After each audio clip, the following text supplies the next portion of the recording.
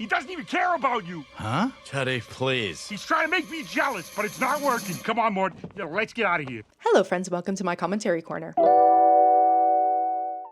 If you're new here, welcome, and if you're a returning subscriber, thank you so much for coming back because I love having you in my corner. And today, we are talking about Bob's Burgers again. I know it's been a little bit, but I'm here for my burger babies. And we're gonna talk about someone that I've already talked about briefly, but I feel like he needed a bit of his own spotlight, Teddy. And a topic that I feel like is very obvious, but I don't hear talked about enough. I wanted to cover Teddy's very strong attachment to the Belchers that is honestly bordering on obsession and some codependency, and we're gonna jump into it. From the surface, Teddy is a friend to the Belchers, a loyal customer, probably their most loyal customer. He comes in there every single day, is getting a burger, loves Bob's food, and then the next level down is that, you know, he's a bit clingy. He wants to be around him all the time and all of that, and whatever, you know, we all have a clingy person here and there in our lives who wants to be around or whatever. Open up day one, Bobby. Come on, let me open it. No, Teddy. Come on, let me Get open off it. Just let Teddy, me open it. give You it can to open up the Teddy, other let day. it go.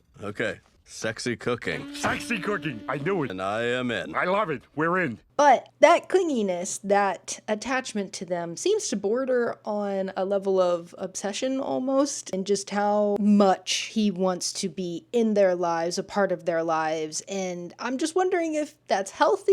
Is that a dangerous thing? I don't know. I think a big part of Teddy is that he wants to belong to something. He wants to feel a part of something. And so I think, unfortunately, his personality and type of person that he is would be very easily pulled into potentially harmful situations because he just wants to be accepted, probably from a low self-esteem, you know, some insecurity. And I think that was only exacerbated by his relationship with his ex-wife. Of course, he's divorced. And so he's a very lonely man, doesn't really have friendships. The Belchers are probably his closest friends. And I think from that relationship, he definitely suffered some emotional abuse from Denise. Didn't she treat you horribly? Didn't she say the back of your head looks like a butt? Yes, and that's why I wear a hat. And didn't she make you go to the bathroom in the yard? Yeah, and I started to enjoy it. And didn't she cheat on you, like, a lot? Yes, but I was working 7 to 8 hours a day. Of course she cheated on me all over the place. I feel like it very much is giving abusive. And I feel like that's not talked about a whole lot as far as just men, because it's really easy, especially when there's like with that power dynamic and men being stronger, powerful, whatever. It's much more common to hear about and see women who are in abusive relationships with men, especially, you know, physical abuse and all of that, even emotional abuse, but it happens for men. And that's just kind of forgotten, you know, or glossed over, because I think people just expect like, well, you're a man and you're stronger than her and all that. That doesn't make any sense that she would, you know, make you feel small or belittled. And yet it happens all the time. And so I think this relationship for him definitely scarred him and has shaped him into the person that he is, and maybe a little bit of why he can be so obsessed with this family. He's at the restaurant all the time, eats the food every day. He's even put his health at risk because of how much he eats Bob's Burgers. Doctor stuff, you know, your cholesterol's off the charts. You absolutely must change your eating habits or you will die. Anyway, 1 cheeseburger and fries, please. You eat a burger pretty much every day. That can't be good for you. Yeah. And I think a part of it is because the burgers are so good, so he likes them a lot, but I think it's also because he needs any excuse to be at the restaurant and around Bob and the family. So that's a thing. And that kind of leads into just how Teddy sees Bob versus how Bob sees Teddy. It's like, of course, for Teddy, he sees Bob as a best friend, almost like a brother. He is super attached to him and thinks that they're just ride or die, you know. Bob doesn't see him that way, unfortunately. Between you and me, I had to say he was my best friend so he'd get healthy and not eat my burgers all the time. He's really my best customer, but he's not my best friend. Oh. And well, that's mainly because Teddy is a lot to deal with. He's just an intense person, can be annoying and frustrating, and very much will push Bob's buttons just on purpose. And so I can understand why Bob would not see him as a friend, let alone a close friend. He keeps him around, basically. And it's just interesting because Teddy sees Bob as his best friend, but I think more than that, Teddy wants Bob's life. My baby! Oh, our baby! We had to do it. It was the only way.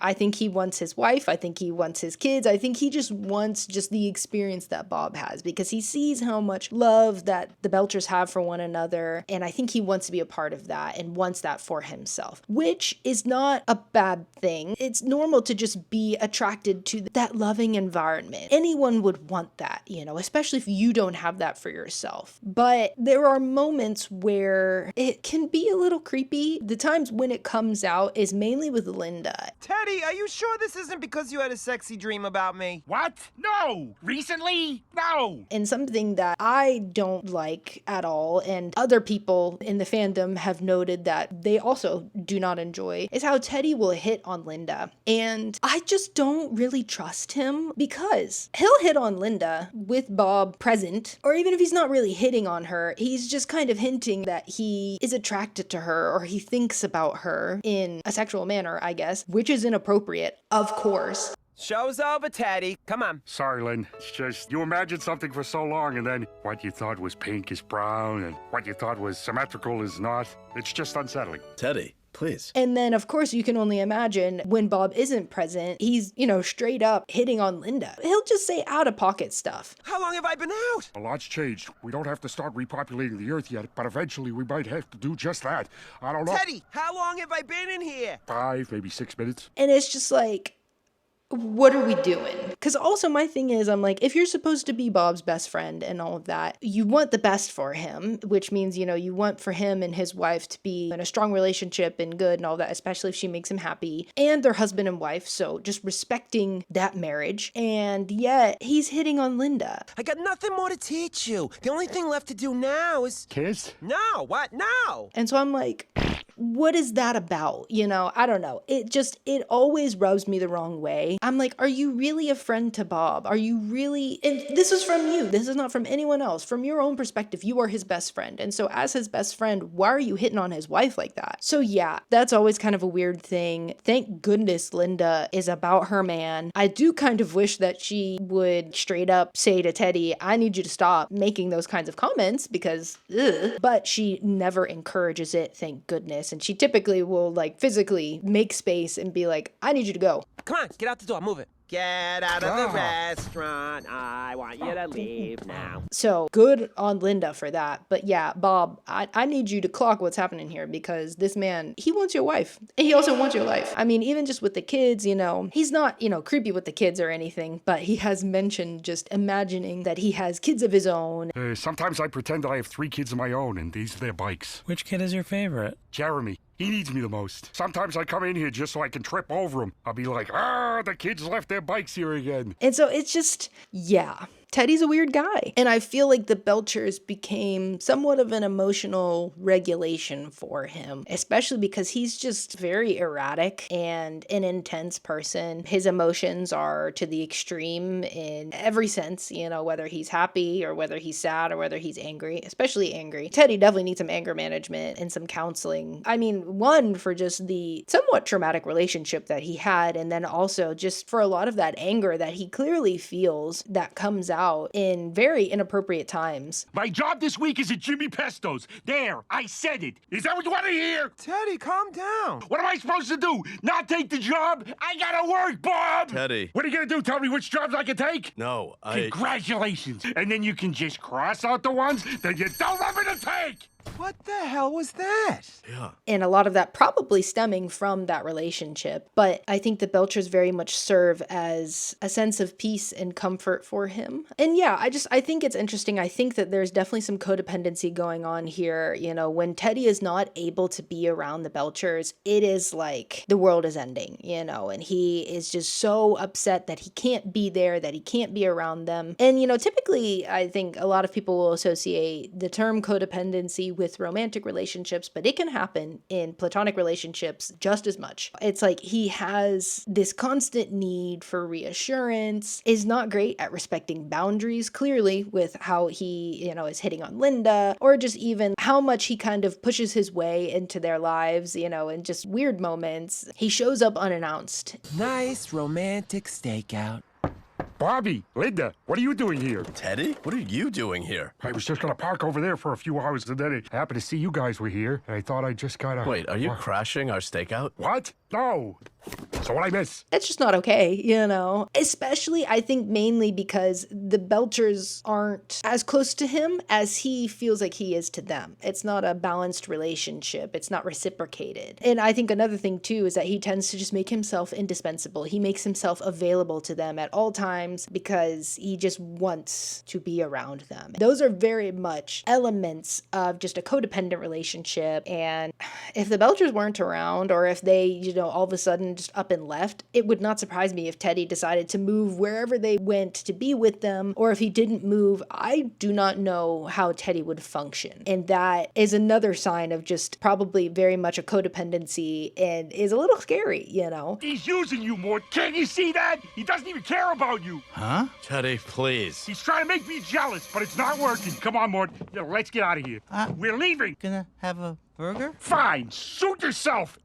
All in all, I think Teddy definitely needs some help in recognizing just some of those unhealthy habits that he has. Some positives about Teddy, because it's not all bad. And also, I do like Teddy. I will say he's not my favorite character, and there are good things about him and about his relationship with the Belchers that should be noted. He is absolutely a ride or die for this family. And the fact that he makes himself indispensable to them, he is always wanting to be of help to them. He's always willing to do a favor for them, go out of his way to be there for them, even if it's just, you know, babysitting for the kids or whatever. He wants to take care of them. And that is noble and, you know, just a good friend of him to do that. And also just being a loyal customer, being there every day, supporting the business no matter what. Even if no one else came in, Teddy is going to come in and get a burger and be there. He is a loyal friend, a loyal person, and has a lot of potential to be a healthy presence for them, but I don't think he's quite there yet. However, I think with him getting into a relationship with Kathleen is probably a bit of a turning point for him, because then he'll divide his attention up, and that's a good thing. Ultimately, he doesn't need to be finding his regulation from anyone, you know, not from Kathleen, not from the Belchers. He needs to be able to find that internally and have that validation internally rather than externally, because unfortunately, you know, people are people and they'll let you down and they cannot provide everything that you need emotionally and mentally and all of that. But I think Kathleen definitely is a helpful presence for him and is probably a good start to him just becoming more independent. But he is just very clearly just an emotionally needy person, and I don't think that that's a bad thing inherently. I myself can be a very emotionally needy person, and that is something that I wrestle with absolutely, because it just comes with its own host of problems. But I've always asked myself the question as I watch the show, is Teddy obsessed with the Belchers?